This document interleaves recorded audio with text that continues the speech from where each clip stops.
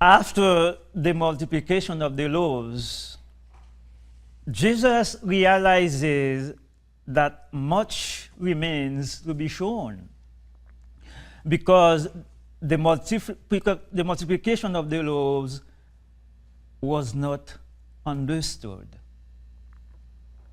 They wanted to make him king. Once again, Jesus reveals himself to his disciples that I am he, the Messiah, the only begotten Son of God. The story begins with another trip across the Sea of Galilee. And this time, Jesus was not in the boat with his disciples. He retreats himself to the mountain to pray. His intention is to create an opportunity to converse with God. It is something he often does before an important decision.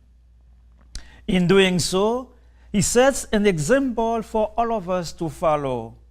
We all need to take time to pray, to be with God, to go on retreat, to go to Mass, to go to adoration, and to say the Rosary in order to strengthen our friendship with God.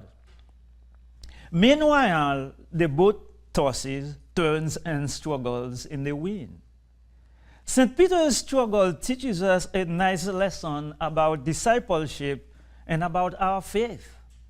It calls us to stand firm in our faith, even in times of adversity and difficult moments of our lives, for the simple reason, because God is faithful. St. Ambrose tells us the group of those who were already apostles, but still do not believe, when they saw that the waters were moving under the feet of the Lord, and that despite the agitated movements of the waters, the footsteps of the Lord were certain. Believed, while Jesus was the true Son of God, recognized him as such. And so, my friends, in moments of crisis, there is both an opportunity and a danger. The opportunity is sometimes we grow stronger in our faith. Sometimes the danger is sometimes we take the easiest road, the easiest way to get out of it.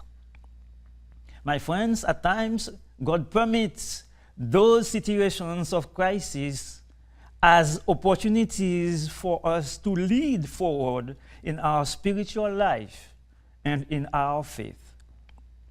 Like the apostles, we will all be torn on all sides. During those moments, remember that Jesus has conquered death and evil.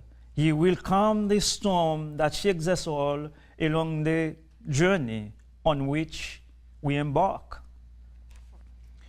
Like a child depends on a parent, Jesus invites us to depend on him, to have a childlike faith, to trust him, and to cling to him when we experience the onset of fear caused by doubt or crisis.